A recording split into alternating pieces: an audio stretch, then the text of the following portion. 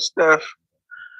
There's no audio sports content adventure series now because the last time I did that, I was with my special guest Mark.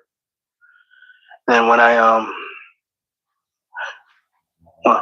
was downtown and we just traveling around town talking and recording or whatever. And then when we was done, I tried to import it onto YouTube live stream, and they hit me with a big copyright because it was music playing and all that type of shit. So next time I get together with Mark, I gotta go to like a little quiet area, like a park or something, and have a little recording session. Next time, that's when I see him. But right now, I'm just chilling in the crib watching these NBA finals. This is game 2 between the New York Knicks and the San Antonio Spurs. Right now the game is it's a 10-point New York lead, 67-57 third quarter. New York won the first game. We'll see. I'm gonna see what the final score was on that game. I can't.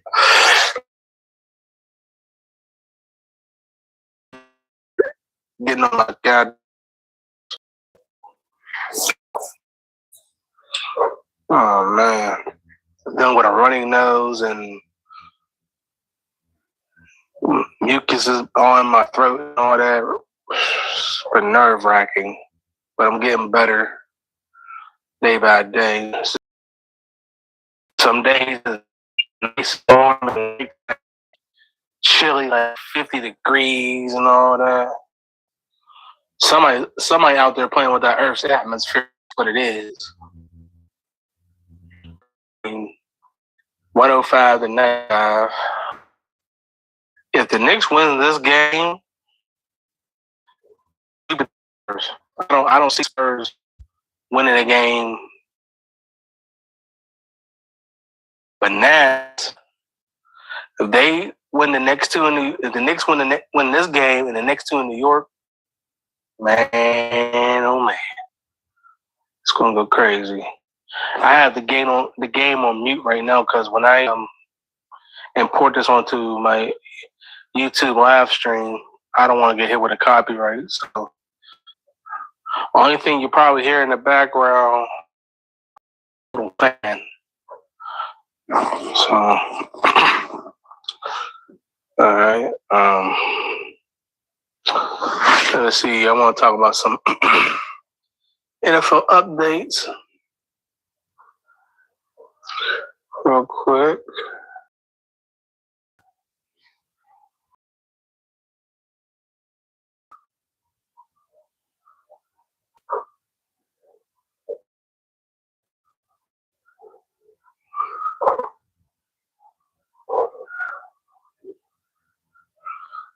Oh, damn, where is it at?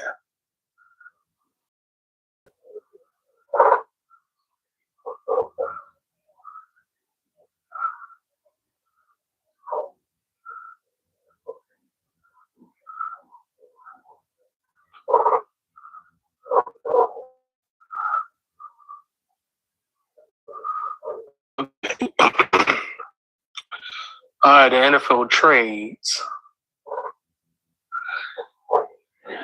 Myles Garrett from the Cleveland Browns was traded to the LA Rams for Jared Verse. Yeah, it was traded for Jared Verse and some draft picks. All right, the Cleveland Browns traded Myles Garrett for some with the Rams draft picks. They swapped with the Rams and Browns. Myles to the Browns. First round draft pick in 2020, 28, and I believe a third in 2029. Or going all out to win a Super Bowl upcoming season. There was one game short last season against the Seattle Seahawks. Myles Garrett's very happy. He wanted to, and I don't blame him. He's not going to win with an organization that doesn't care, just the Browns. And Jared Verse, this young dude is no slouch, but I feel for him because he was on a Super Bowl contending team to one of the worst teams in the NFL with no stability at quarterback.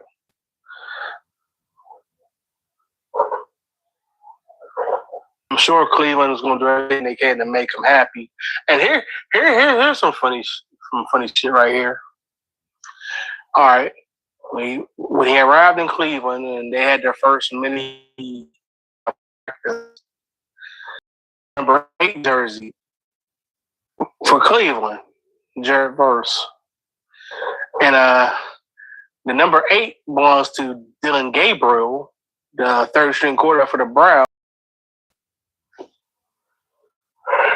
And they said Dylan Gabriel said something about the jersey that he didn't pay me or whatever to wear my jersey. First of all, you're a third string back. I wouldn't have paid you a dime to wear your jersey. Second of all, you ain't guaranteed to make the team because you're behind Shedeur Sanders and Deshaun Watson. I bet I had to get something to drink in me. So I wouldn't have paid him 8 cents for that jersey. And wait a minute. I just remember the Browns drafted a quarterback this past draft. So there's no guarantee Dylan Gabriel will make the Cleveland Browns 53-man roster as the third string quarterback. But I'm rooting for Myles Garrett, though. He deserved to be on a winning team. He gave that city of Cleveland his all, but he got the hell up out of there. He for Cleveland, and they made the playoffs. I think 2 times out of his 9 years he was with Cleveland. So best wishes for Myles Garrett and he's a young stud, man. He's gonna make Cleveland's defense pretty decent, but Cleveland they have to figure some things out on offense. But what else? Oh yeah, my man. After 14 years in the league, my man Russell Wilson decided to retire.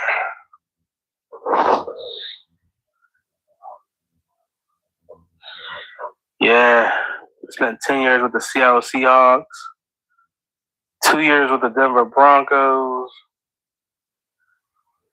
Yeah, 2 years with the Denver Broncos. 1 year with the Steelers and 1 year with the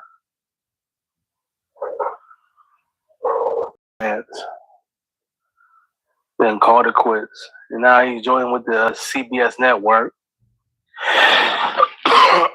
Excuse me.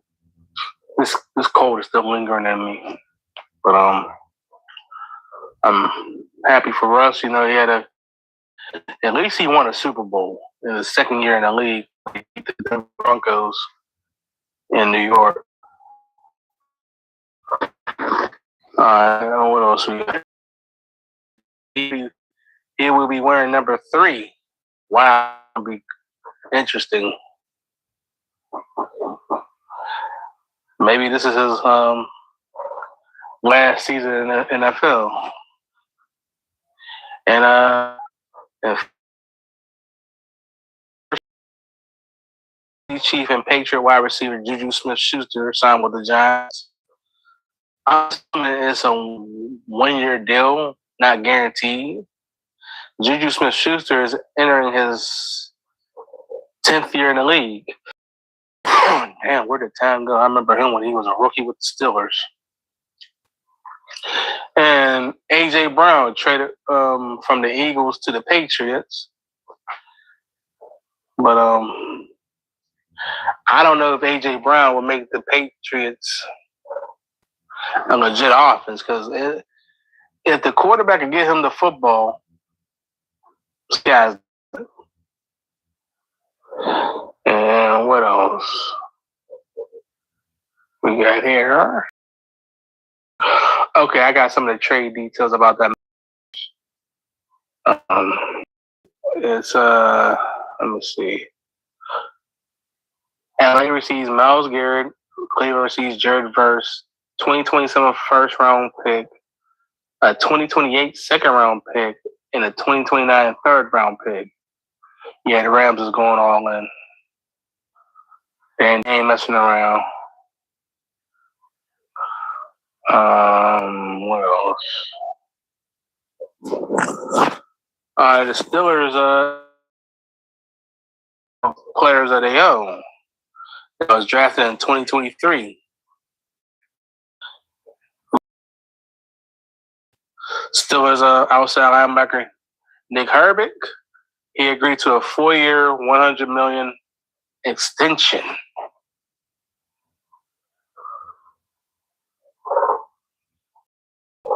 Wow. And he's a backup. Only way I could see him starting if they with Alex Highsmith, of which he has a contract. I can't remember what it is. It was like 2 years. The Steelers extended him to a 4-year contract worth $68 million. But I think the Steelers reconstructed his contract. So the Steelers got 3 highest. Signed his extension. Was it 4 years? 140 million?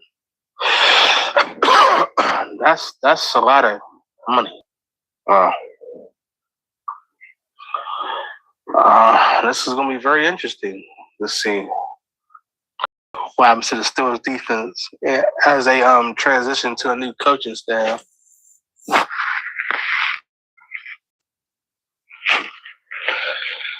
The Steelers also extended tight end Darnell Washington on a 4-year, $42 million extension.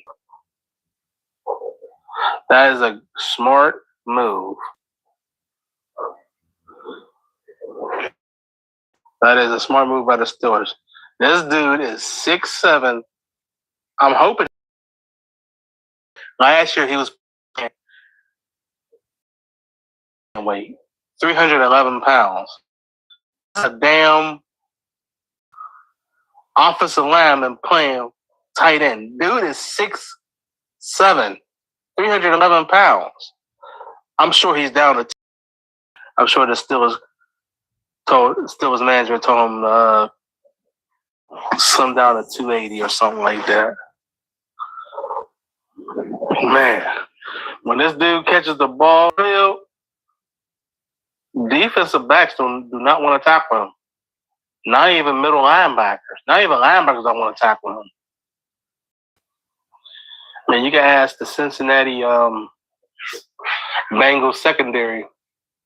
Where he caught it last year, he caught a pass over the middle. Rodgers threw him a pass over the middle. Running towards the left side, stiff on one defender. 5 yards later, trucked another defender. 5 to 10 more yards later, ran over the defender out of balance. Nobody do not want to tackle this big monster. Now, if there are any dour football fans out there that watch football back in, let's say, early 90s, the Steelers had this one tight end called, his name was Eric Green. He was 6'5", 290. Let me repeat that again. His name was Eric Green. He was 6'5", 290. similar to the Steelers' current tight end, Darnell Washington.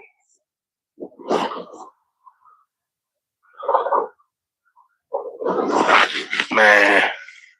And Darnell Washington reminds me of Eric Green. He's great in the run game and in the receiving game.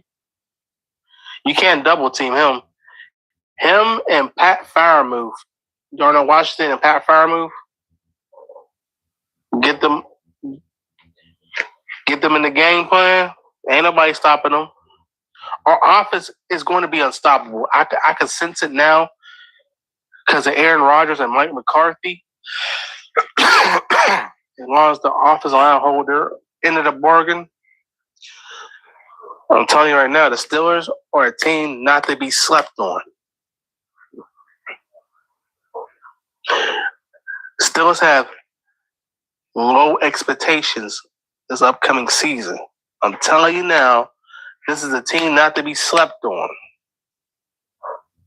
I'm letting all football fans know the Pittsburgh Steelers are not to be slept on this season. Period. Well, as of right now, it looks like the Spurs is trying to cut the Knicks lead. It's 76-70. But Carl Anthony Towns, he's being physical with Wemby, and I don't think Wemby can take it. So if New York wins this game and win 2 in New York is going to be off the chain. No question about it. All right, what else? Let's see what else do I want to talk about.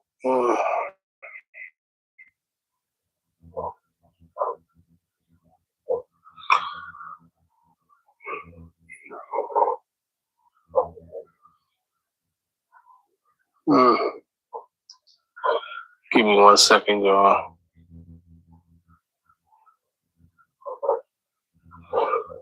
Oh, this is interesting. This is about the Steelers back in the 90s. I'm going to read something to y'all real quick, to whoever's listening to this.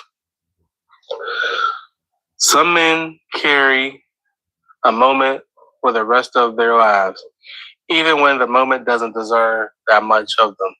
Neil O'Donnell, former Steelers quarterback, who did almost everything right for a very long time. He was careful, he was steady, and he had one of the sharpest quarterback minds in the AFC through the mid-90s. And he protected the football with discipline that bordered on the obsessiveness. In 14 NFL seasons, he threw interceptions at a rate so low it eventually became a record. The lowest interception percentage in the NFL, the lowest percentage in the history of the league.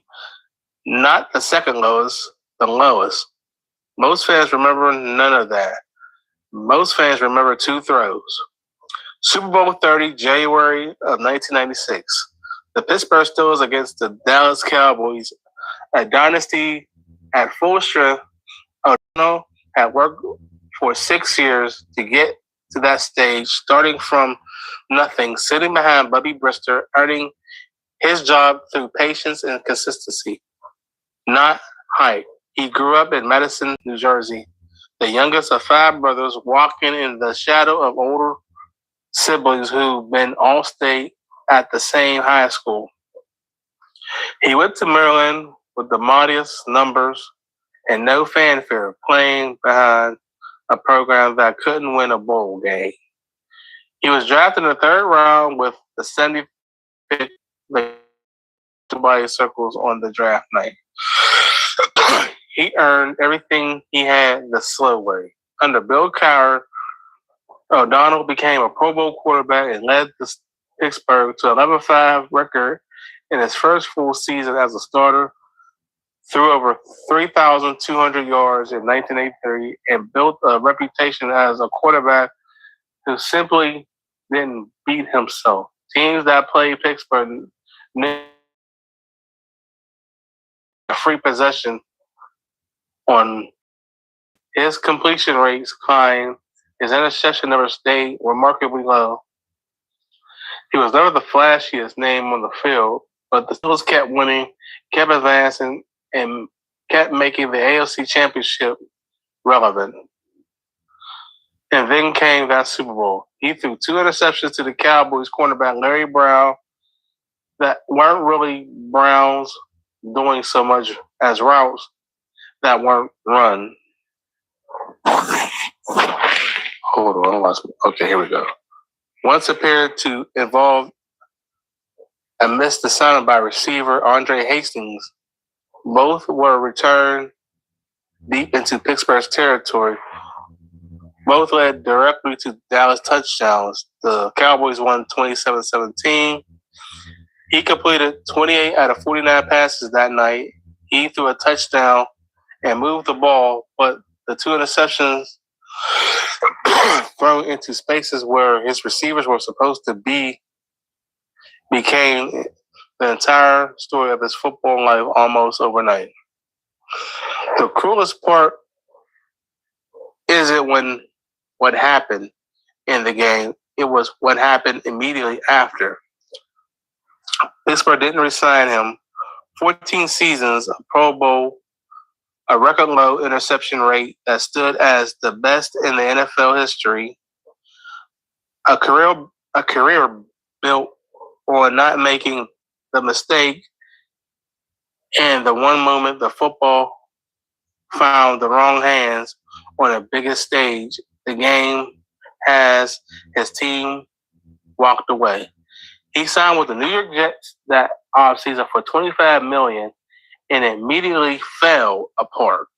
Shoulder injury, an 0-6 start. The contrast with what he had been in Pittsburgh felt almost theatrical. I can't pronounce that word, excuse me. And its cruelty. He recovered somewhat under Bill Parcells that following year, threw 5 touchdowns in a season opener, then lost his job and refused to renegotiate his contract. Parcells no longer wanted to honor. He was waived. A year with the Bengals, competitive, honest work on a 3-13 team that couldn't be saved by anyone. Then in Tennessee, where he served as Steve McNair's backup and won 4 out of 5, filling in for McNair in 1989, and quietly helped push the team to the AFC Championship run from the shadows. He retired quickly, came back once in December 2003, completing 28 of 27 passes, 2 touchdowns, 33-13 win over Tampa. Then walked away for good. In 2004, he turned down offers from both the Giants and the Steelers. He was done. What he left behind, buried under those noses, 2 throws in 1996. Hold up. There's about to be a fight.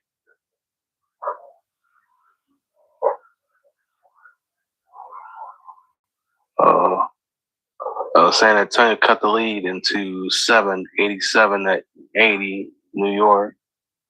4th quarter. Okay, let me get back to reading this.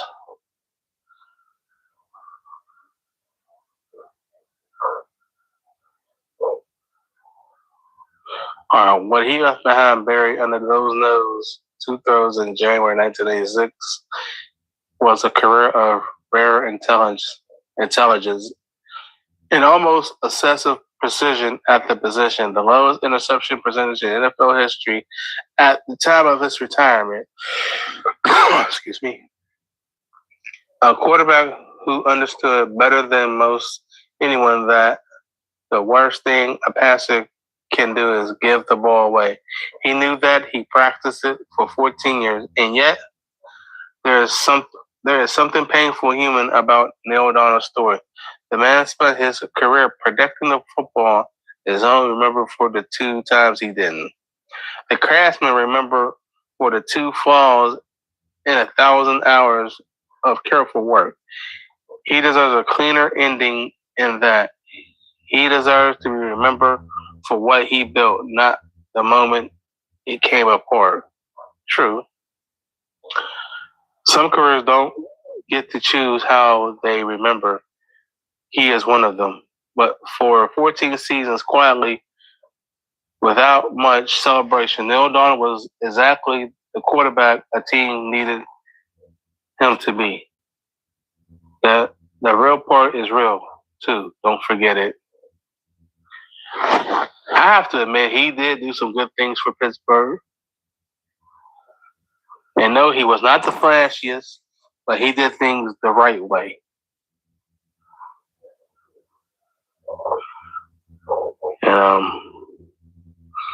I guess Bill Cowher, when he became the head coach of the Pittsburgh Steelers in 1992, he had to make that decision to go with either Bubby Brister or Neil O'Donnell, and he went with Neil O'Donnell. And Neil O'Donnell was a leader. He grew into a leader in his playing days with the Steelers. Excuse me. I can't get rid of this cough for nothing. See how much recording time I have left. Almost 30 minutes of recording time. Let's see. Anything interesting I should read sports-wise?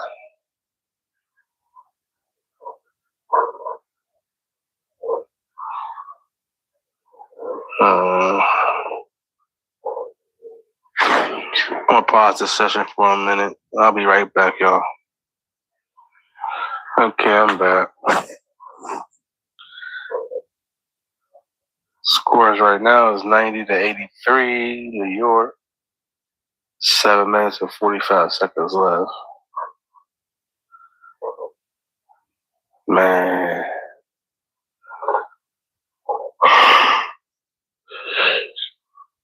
Oh my goodness, excuse me. Now I'm getting sleepy. I'm trying to watch this whole game.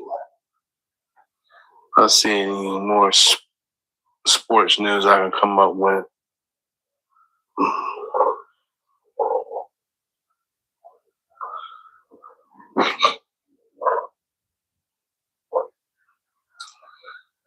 Just bear with me.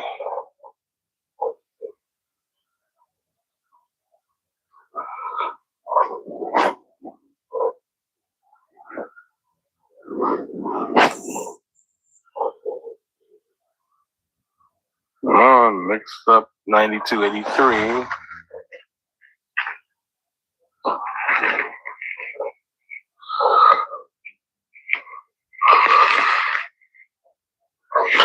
Oh yeah, my Pirates baseball.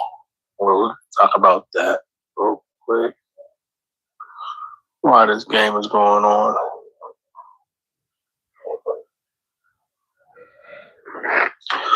I'm gonna go through the standings of the MLB. In the American League, the Tampa Bay Rays record is 37-23. The New York Yankees record is 37-26. The Baltimore Orioles record is 31-33. Excuse me.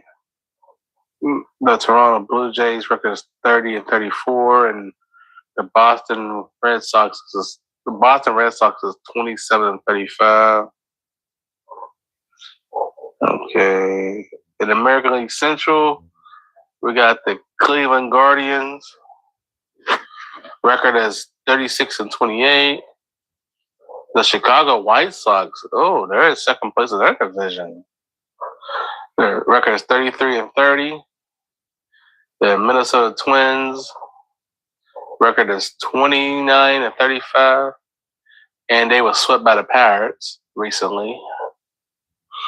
The Detroit Tigers, their record is 26-38.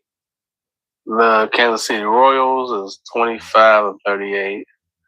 In the American League West, the Seattle Mariners is 33-31.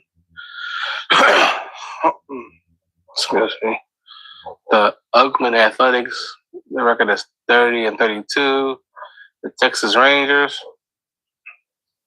they're 30-32. The Houston Astros, they just lost two games to one against the Pirates recently. The record is 28-36, and the LA Angels, the record is 24-39.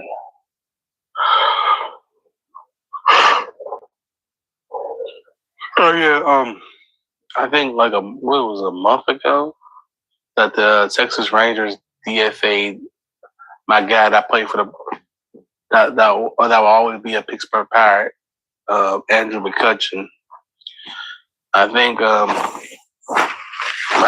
my guy need to call it quits, or unless he gets another opportunity. We're gonna read the National League East. All right. The Atlanta Braves are 43-21. The Philadelphia Phillies is 34-29. The Washington Nationals 31-32. The Miami Marlins 29-35, and the New York Mets is 27-35. All right, the National League Central, the best division in baseball. The Milwaukee Brewers 37-23. The St. Louis Cardinals 32-28. The Pittsburgh Pirates 34-30. The Chicago Cubs 33-31. Excuse me. The Cincinnati Reds 31-30. This is the best division in baseball, hands down. The National League Central. You heard it here first. 5 of these teams is fighting for a wild card spot. All right, National League West. All right, the LA Dodgers is 40-23, and they come here to Pittsburgh next Tuesday for a 3-game homestand. I can't wait. That's gonna be a huge matchup for the Pirates. I can't wait. All right, their record is 40-23. The Arizona Diamondbacks 33-29.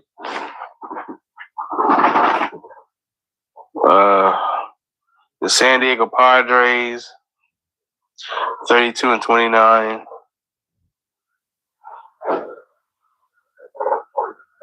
The San Francisco Giants 26-38.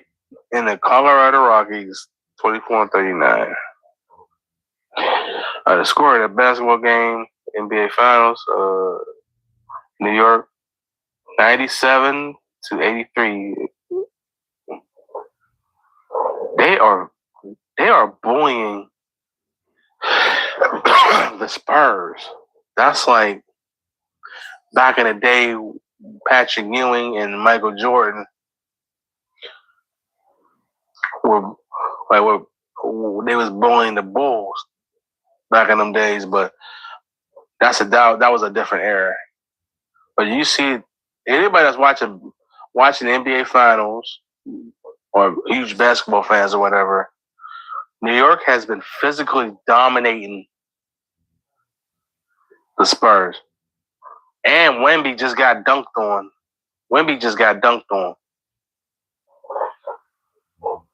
And he goes like a defeated man right now.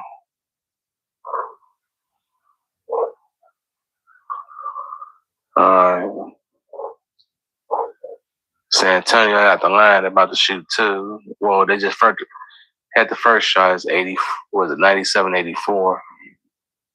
Water.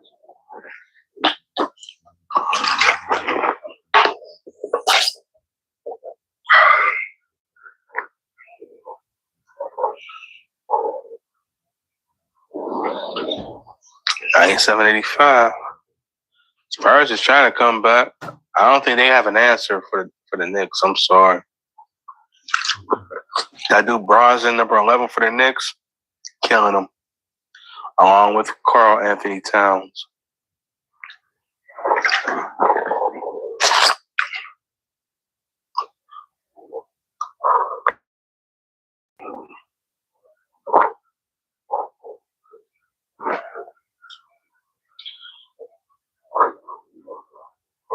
Uh-oh.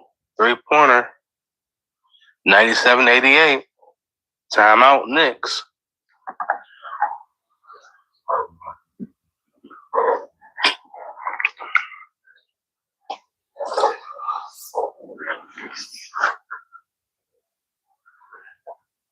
This might go down the wire here. The Spurs are not trying to give up.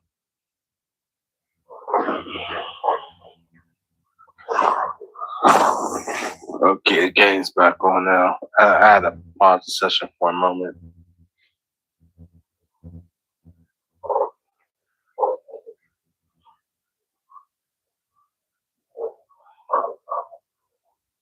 Like 5 minutes left in the fourth quarter.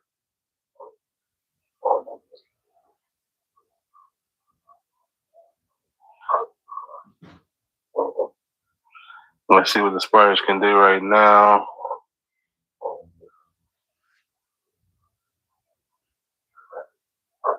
Okay. Spurs cut the lead down to 7. It's 97-90. The Spurs on a 7-0 run in the last 1 minute and 27 seconds. Okay, Spurs got the rebound.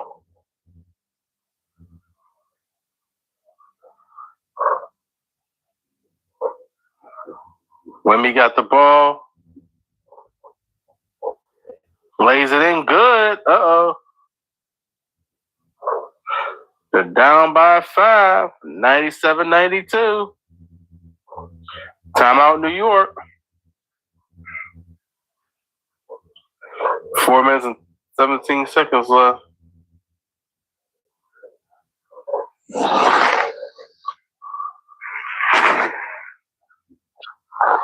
All right, getting back on. Oh, New York Knicks missed the layup. There comes San Antonio. They got momentum. 3-point attempt. It's good. Oh. They cut the lead in it too. It's 97-95. Oh, shoot. Dang, New York, what the hell happened here? San Antonio trying to say they trying to win in San Antonio to take it. They take the game in New York. The series tied at 1 apiece. 3-point attempt by New York. It's no good. Rebound. San Antonio.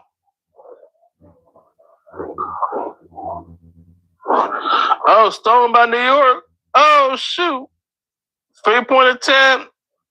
No good. Rebound, San Antonio. Oh, shoot.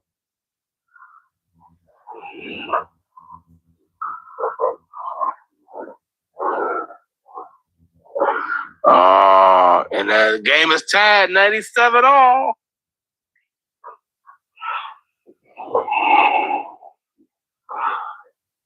Two minutes and 50 seconds left.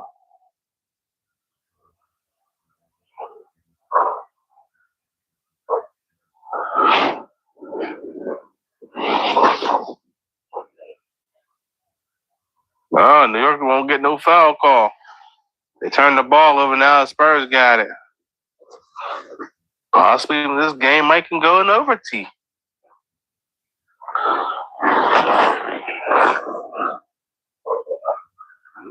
I think New York called a timeout. Oh, this game is going crazy here.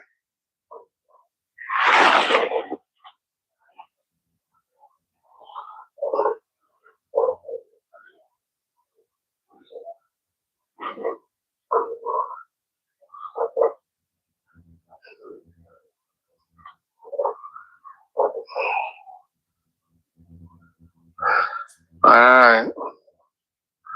Oh, the Chicago Bears. This is about their stadium. Let's see.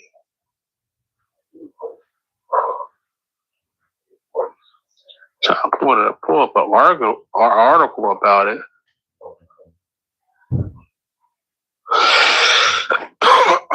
Excuse me. The Chicago Bears are moving forward with plans to leave Illinois. In a statement from the Bears chairman George McCaskey, posted Friday afternoon, the team confirmed they will be moving forward with plans to build a new stadium in Hammond, Indiana, with the exact site still to be determined. We believe a world-class stadium project in Hammond will transform the region, connecting Northwest Indiana to the south side of Chicago through the Loop and across the neighborhoods and suburbs. Stretching the north of the city, the statement reads, it brings Chicagoland together and deliver new opportunities to its residents and business.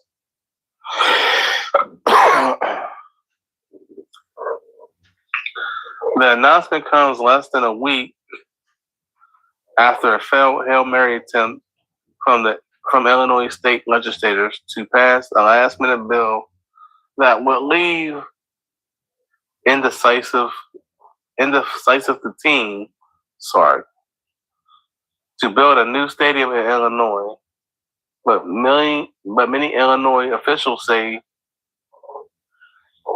there are signs to the team is interested in continuing conversations with the current home state. So, in other words, is they're moving out of Soldier Field. That's a landmark in the city of Chicago, landmark stadium. I ain't gonna read that whole thing. What else? As of right now, the Knicks is at the 3-field line. The score is 100-97. 2 minutes and 37 seconds left.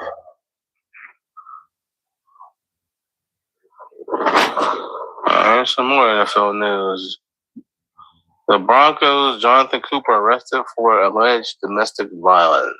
So what the hell is wrong with him? Let's see here. Broncos star Jonathan Cooper and his girlfriend were both arrested on domestic violence charges on Friday. Both Cooper and his girlfriend were held on suspicion of 2 accounts of domestic violence and 1 count of criminal mischief, according to the Douglas County jail records. An argument broke out between the two over cheating allegations. Here's some more. The pair, who have been seeing each other on and off for years, were hanging out at Cooper's residence when she confronted him over his alleged infidelity. The woman grabbed Cooper's phone and threw it against the wall, then eventually regained control of the device to go through it. Then the arrest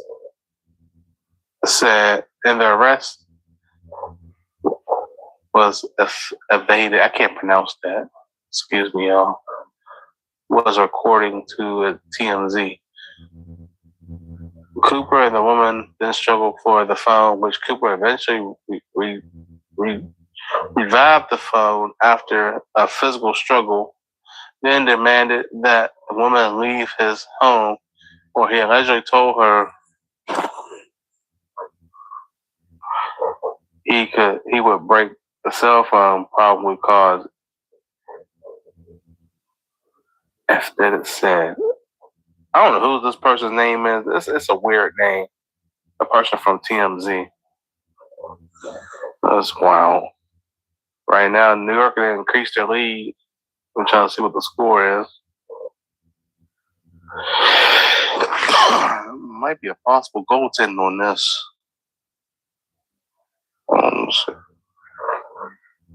Oh no, New York up by 1 point.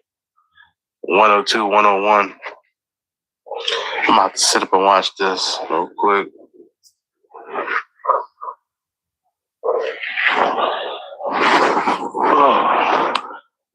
I'm trying to say. Oh, shoot. I don't know if I can put this game on subtitles. Let's see.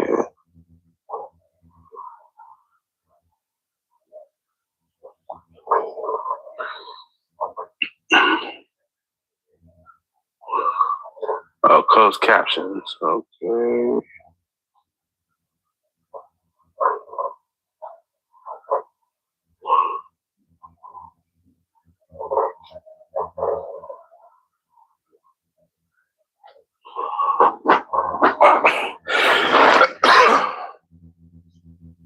All right, 1:19 left in the game. New York about 1 point.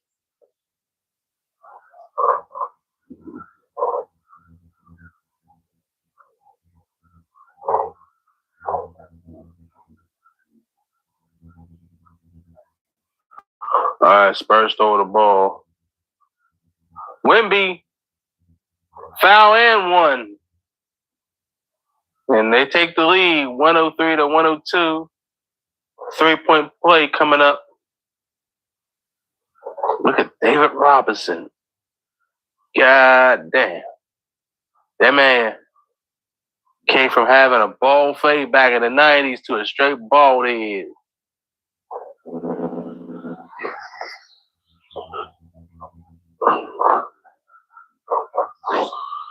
Okay, Wemby.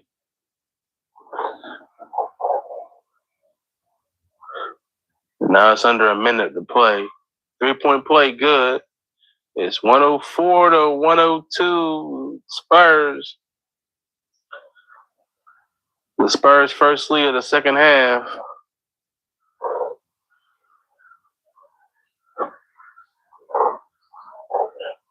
Bronson, fade away, good. Tie the game at 104. 40 seconds left in the game. Timeout Spurs. That was clutch. Wow, that was clutch.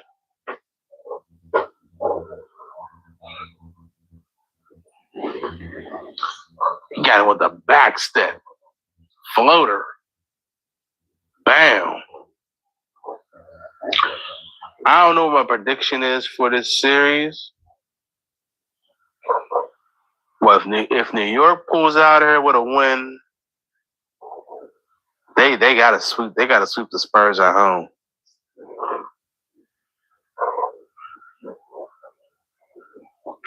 Unless the Spurs says otherwise. What time is it? It's 11:18. I got like 11 minutes of recording time left. And this episode will be aired on Dope Track Radio Monday at 4 o'clock. Mondays at 4 p.m. Eastern Standard Time.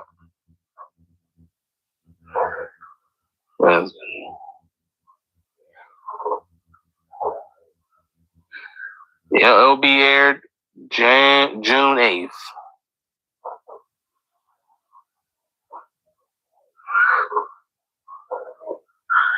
All right, the game's back on. I don't know if anybody watched the halftime show with Shaq, Kenny Smith, and Charles Barkley all got into it. I mean, they got into it heavy about this finals game. And even when they was going on commercial break, you could hear all three of them guys still going back and forth. Man, that halftime show with Shaq, Charles Barkley, and Kenny Smith, man. Oh man, they was going back and forth with it.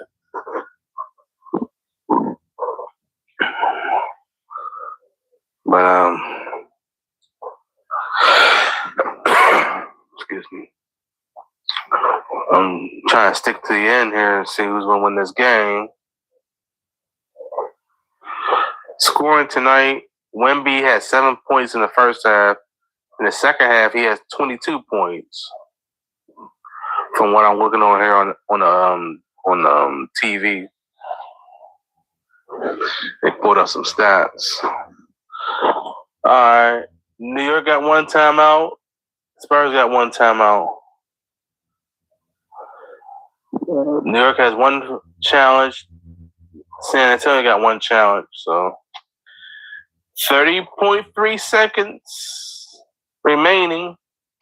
Tie game at 104.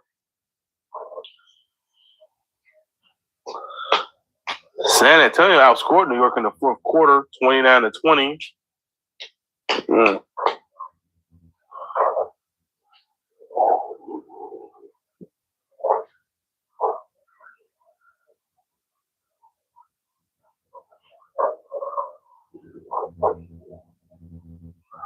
Okay, they got that Bronson. They fouled him.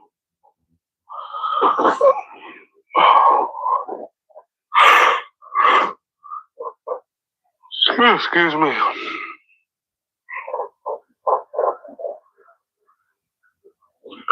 All right, New York has possession of the ball. Under 20 seconds left. New Bronson throws it up. No good. Rebound, Wemby.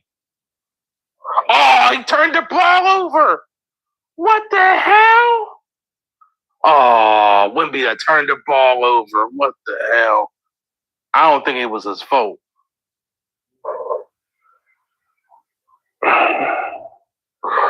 Damn. And the fans, the San Antonio fans are shocked. All right, got the rebound. Oh, he threw it to his teammate in the back of his teammate, and he wasn't paying attention. All right, Bronson shooting two. It's 105-104.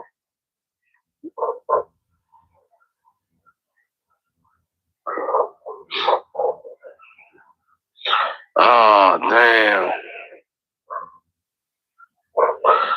John Bronson got 20 points in this whole entire game.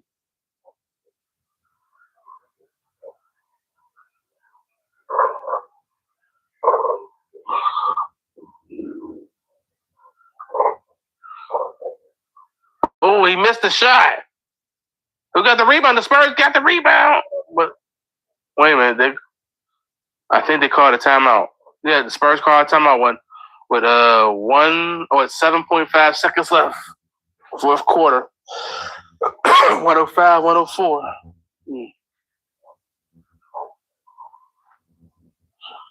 Got like 6 minutes left of the recording time.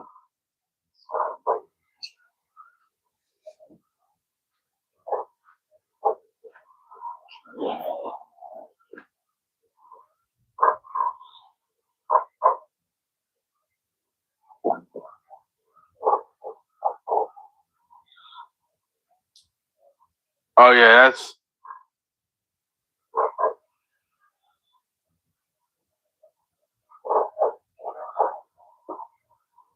what the hell are they doing?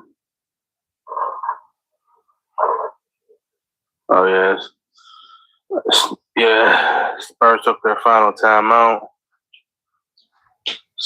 Score still is 105-104. This is crazy. This might be the Western Conference Finals game between the Spurs and the Thunder. Now I'm so glad they beat the Thunder because I did not want to see the Thunder back in the finals.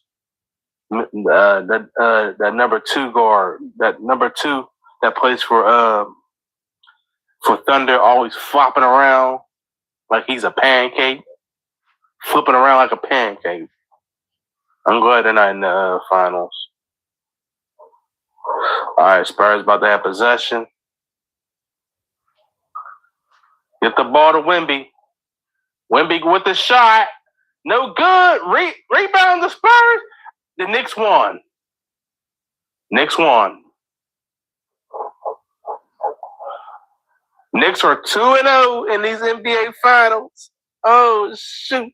And is heading back to Madison Square Garden. When's the next game? Today's Friday.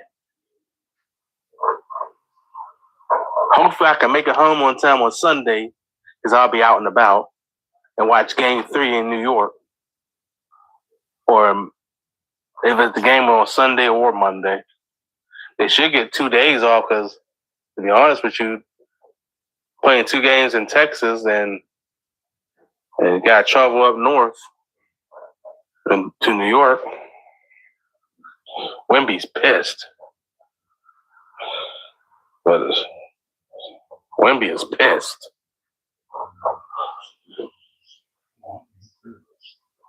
Wow, I'm looking at this replay again. He had a nice look at it, but he missed a shot. But Spurs are down 2-0 in these series.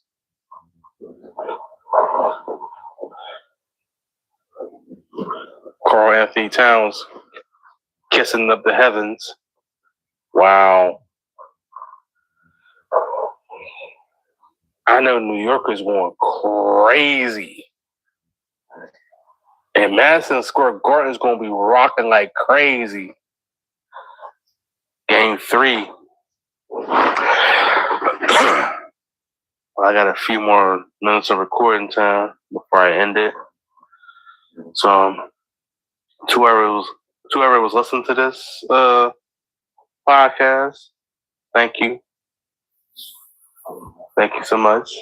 Even though I'm still having this lingering cold, I'll get rid of it soon, hopefully. And I'm gonna do something different with my podcast.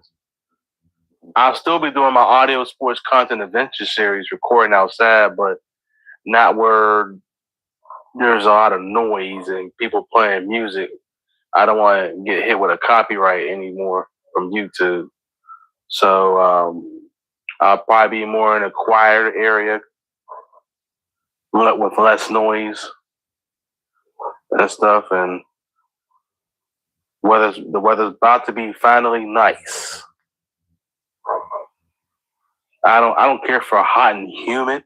I just prefer nice 75-degree weather, not too hot, not too cold, just the right touch of weather.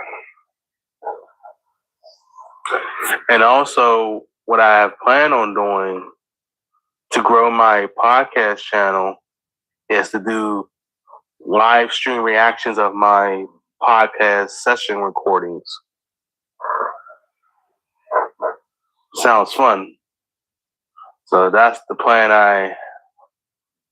I want to do with this podcast. Just make it fun and creative. And I'm still on the journey. To whoever's listening to this, that's been showing support. I appreciate you from the bottom of my heart. Truly appreciate you. And I appreciate Dope Track Records for allowing me to host my little sports talk podcast on their platform.